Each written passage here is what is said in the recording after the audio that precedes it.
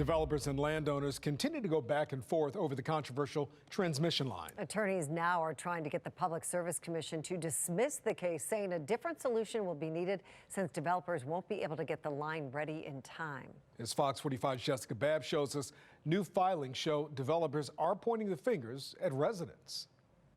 While the developers have yet to officially respond to the motion to dismiss the case in separate filings recently, they're now arguing that delays in this project are caused by residents. As the transmission saga continues, the blame game is also heating up. I think that the developers really need to start thinking about progress and people instead of profit. As the developers and landowners in Baltimore, Carroll, and Frederick counties fight back and forth in federal court over whether or not the developers can access their private land to conduct surveys, or if they'll be restricted from hunting on their property. So this is a big deal. In new documents filed with the Public Service Commission, Public Service Enterprise Group is pointing the finger right at residents. As we've been reporting, they've been aggressively trying to get the power line built by 2027, citing critical grid failures and the potential for blackouts and brownouts without it. But that's not likely to happen, considering state officials won't even decide on the project until then. There's been arguments that the issue of the developers missing the in-service date is self-inflicted. This is driven by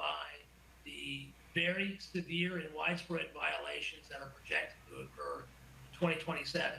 Now, Mr. Curran, I understand that that's what you said, but there didn't seem to be a lot of urgency through 2024. The developers say their application has been stalled with the state, not because of when it was filed, but because it was determined their application was incomplete without land surveys. Surveys they say landowners have blocked. They say even if the company had filed its application sooner, residents would have kept it at a standstill before the PSC. I think it's pretty disturbing that they're blaming residents for faults of their own. I mean, they've gone through this process and they haven't really done it the correct way. You know, they brought up eminent domain in the first meeting.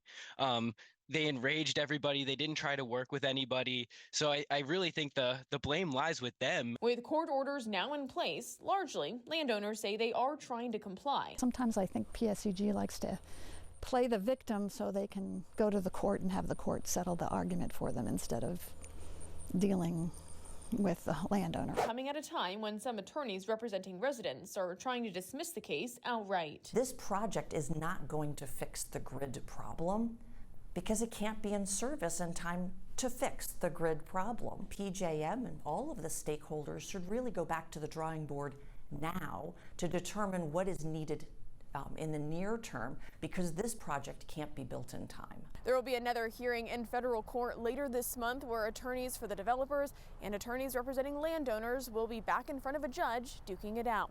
And of course, we'll bring you the latest on what they end up deciding. In Baltimore, Jessica Babb, Fox 45 News.